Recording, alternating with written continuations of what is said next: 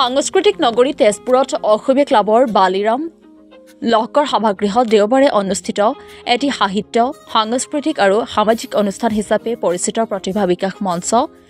অসমৰ পঞ্চম বাৰ্ষিক সতীৰ্থ সন্মিলন সমাৰোহভাগ সফলভাৱে সম্পন্ন হয়। কাৰ্যসূচী মৰ্মে প্ৰথমে পতাকা উত্তোলন কৰে প্ৰতিভা বিকাশ মঞ্চ অসমৰ মুখ্য প্ৰশাসিকা তুলুমণি শইকীয়াই। তাৰ পিছতে শ্বহীদ বেদীত বন্তি প্ৰজ্বলন কৰাৰ লগতে প্ৰতিভা বিকাশ মঞ্চৰ প্ৰয়াত সতীৰ্থ দুৰ্লভ শৰ্মাৰ প্ৰতিচ্ছবিত আত্মাৰ সদগতি কামনা কৰি এগছি বন্তি প্ৰজ্বলন কৰে। বিশিষ্ট অতিথি হিচাপে আসন অলংকৃত কৰা মহাজাতি 24 লাইভ চেনেলৰ স্বত্বাধিকাৰ তথা অসম বাৰ্তা কাকতৰ সঞ্চালক ডক্টৰ পৰশমণি সিংহই। প্ৰতিভা বিকাশ মঞ্চ অসমৰ পঞ্চম বাৰ্ষিক সতীৰ্থ সন্মিলন সমাৰোহত মুখ্য প্ৰশাসক হেমন্ত দাসে আধৰা আৰু মুখ্য প্ৰশাসিকা তুলুমণি শইকীয়াৰ সভাপতিত্বত অনুষ্ঠিত হোৱা মূল সভাত মুখ্য অতিথি হিচাপে আসন অলংকৃত কৰে কলাগুৰু বিষ্ণুপ্ৰসাদ ৰাভাৰ সুযোগ্য পুত্ৰ তথা তেজপুৰৰ বিধায়ক পৃথিৱীৰাজ ৰাভাই। বিশিষ্ট অতিথিৰ আসন অলংকৃত কৰে বিশিষ্ট সাংস্কৃতিক কৰ্মী উত্তম দাস আৰু ৰাজীৱ দাসে। তেজপুৰৰ বিধায়কগৰাকীয়ে তেওঁৰ ভাষণ প্ৰসংগত কয় যে বৰ্তমান সময়ত সাংস্কৃতিক সাহিত্য দিশত আমি সকলোৱে মিলি উঠি অহা নতুন প্ৰজন্মসকলৰ পৰা এক নতুনত্ব প্ৰতিভাৰ সৃষ্টি কৰাৰ প্ৰয়াস হাতত ল'ব লাগিব। কাৰণ শিল্পী ৰূপকৰ জ্যোতিপ্ৰসাদ আগৰৱালা কলাগুৰু বিষ্ণুপ্ৰসাদ ৰাভাৰ লগতে বহু কেইগৰাকী পুৰণি শিল্পীৰ যি অনুপম সৃষ্টি সেয়া আমি বৰ্তমানৰ নৱপ্ৰজন্মসকলৰ পৰা নিৰ্বাচিত কৰিব লাগিব। উক্ত সভাত প্ৰতিভা শীৰ্ষক এখনি গ্ৰন্থ উন্মোচন হোৱাৰ লগতে তেজপুৰৰ বিশিষ্ট ব্যক্তিসকলক অসমীয়া জাতিৰ স্বাভিমান ফুলাম গামোচা চেলেং স্মাৰক সম্বৰ্ধনা পত্ৰৰে উষ্ম সম্বৰ্ধনা জ্ঞাপন কৰাৰ উপৰিও মঞ্চৰ সতীৰ্থসকলৰ সাহিত্য প্ৰতিযোগিতাত বিজয়ী হোৱাসকলক বঁটা প্ৰদান কৰে। মঞ্চৰ সতীৰ্থসকলৰ ভিতৰত বিহু নৃত্য গীত পৰিৱেশন মহিলাৰ দ্বাৰা বাঁহীবাদন অনুষ্ঠানে উপস্থিত দৰ্শকৰ মন জয় কৰিবলৈ সক্ষম হয়। প্ৰতিভা বিকাশ মঞ্চ অসমৰ মূল সভাত অংশগ্ৰহণ কৰে তেজপুৰৰ সমাজ সংগঠক হীৰেণ বৰগোহাঁই সমাজকৰ্মী নৱনীতা বৰা হাজৰিকা মঞ্চৰ সহকাৰী প্ৰশাসিকা জয়লক্ষ্মী চুতীয়া ৰশ্মি বৰাৰ লগতে বহু কেইগৰাকী বিশিষ্ট ব্যক্তিয়ে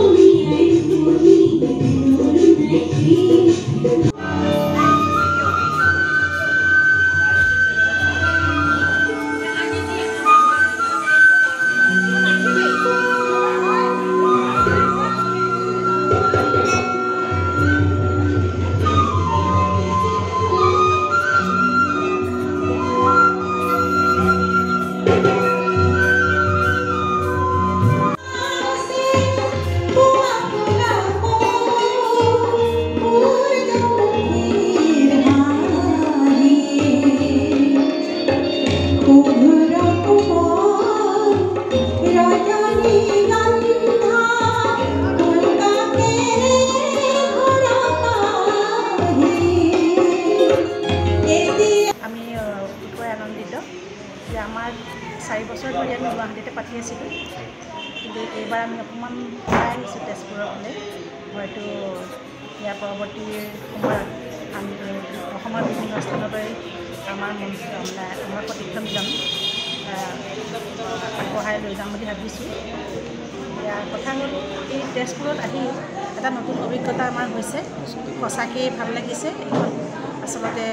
ঐতিহ্যমণ্ডিত এখন সাংস্কৃতিক নগৰী হয়, উষাৰ নগৰী। গতিকে ইয়াত অতীজৰে পৰা কলা সংস্কৃতিৰ বিভিন্ন পয়োভৰ সকলোৱে দেখি আহিছে, আজিও আছে সেই সংস্কৃতি সেই ঐতিহ্য। ভাল লাগিছে সেইটো কাৰণে ইয়াতে আহি পেলাই। আৰু আমাৰ যিসকল সতীৰ্থ তেজপুৰৰ তেওঁলোকৰ আগ্ৰহ তেওঁলোকৰ সহযোগিতা সহায় সঁচাকৈ বৰ প্ৰশংসনীয়। আমাৰ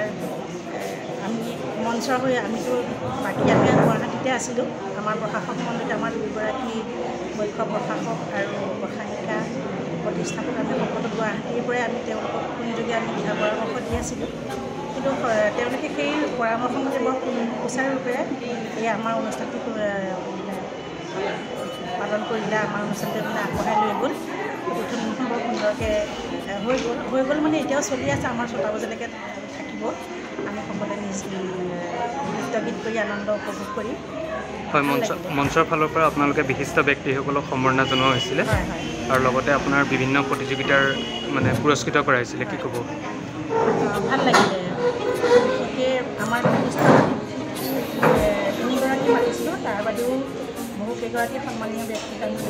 সম্বৰ্ধনা জনাইছোঁ নামকেইটা হয়তো ক'বলৈ অলপ অসুবিধা হয় আমাৰ বিশিষ্ট অতিথি আছিলে আমাৰ পৃথ্বীৰাজ ৰাভা আৰু দুৰ্গাময়ী বৰা বাইদেউ মানে আগতে কণ্ঠশিল্পী আছিলে এতিয়াও তেওঁ কণ্ঠশিল্পীয়ে হয় বহুত ভাল লাগিলে বাইদেউক লগ পাই আৰু পৃথ্বীৰাজ ৰাভা তেওঁ গায়ক হয় পৰশমণি সিংহ সকলোতকৈ ভাল লাগিলে পৃথ্বীৰাজ ৰাভাদেৱৰ মানে যি আমাৰ প্ৰতি থকা অনুভৱ ইমান সুন্দৰকৈ আমাক মানে আকৰ্ষিত কৰিলে তেওঁৰ বক্তব্য তেওঁৰ ভাষণে সঁচাকৈ বহুত ভাল লাগিলে আৰু অৱশ্যে সকলো প্ৰতিগৰাকী সন্মানীয় ব্যক্তিকে আমি কথা ক'বলৈ দিব নোৱাৰিলোঁ আমাৰ সময়ৰ অভাৱ হ'ল কিন্তু অসমৰ বিভিন্ন প্ৰান্তৰ পৰা প্ৰতিভা বিকাশ মঞ্চৰ প্ৰতিনিধিসকল আহি তেজপুৰত এখন সভা উপস্থিত হৈছে আৰু এই সভাত মোক আমন্ত্ৰণ কৰিছিলে দুআষাৰ কথা ক'বৰ কাৰণে মই তেখেতসকলক কৈছোঁ যে প্ৰতিভা বিকাশ মঞ্চৰ দায়িত্ব হৈছে সাহিত্য সাংস্কৃতিক আৰু সামাজিক অধ্যয়ন আৰু প্ৰচাৰ প্ৰসাৰ এই অধ্যয়ন আৰু প্ৰচাৰ প্ৰসাৰ কৰিবলৈ হ'লে আমি সকলো দিশ সামৰি ল'ব লাগিব অসমৰ বিষয়ে জানিব লাগিব অসমৰ সংস্কৃতি অসমৰ বুৰঞ্জী অসমৰ সাহিত্য অসমৰ সামাজিক স্থিতি কি অৱস্থাত আছে এইখিনি অধ্যয়ন কৰিব লাগিব আৰু অধ্যয়ন কৰাৰ পিছত আমি অসমখনক ভৱিষ্যতে কি পথেৰে আগবঢ়াই নিব পাৰোঁ বিশেষকৈ আমাৰ ল'ৰা ছোৱালীসকলক আমি কৈ থাকোঁ বিষ্ণুপ্ৰসাদ ৰাভাৰ কথা কলাগুৰু বিষ্ণুপ্ৰসাদ ৰাভাৰ কথা ৰূপকুমাৰ জ্যোতিপ্ৰসাদ আগৰৱালাৰ কথা নটসূৰ্য ফণী কুমাৰ কথা ডক্টৰ ভূপেন হাজৰিকাৰ কথা তেখেতসকলক আমি স্মৰণ কৰিছোঁ কিন্তু তেখেতসকলৰ ভৱিষ্যত আৰু এটা নতুন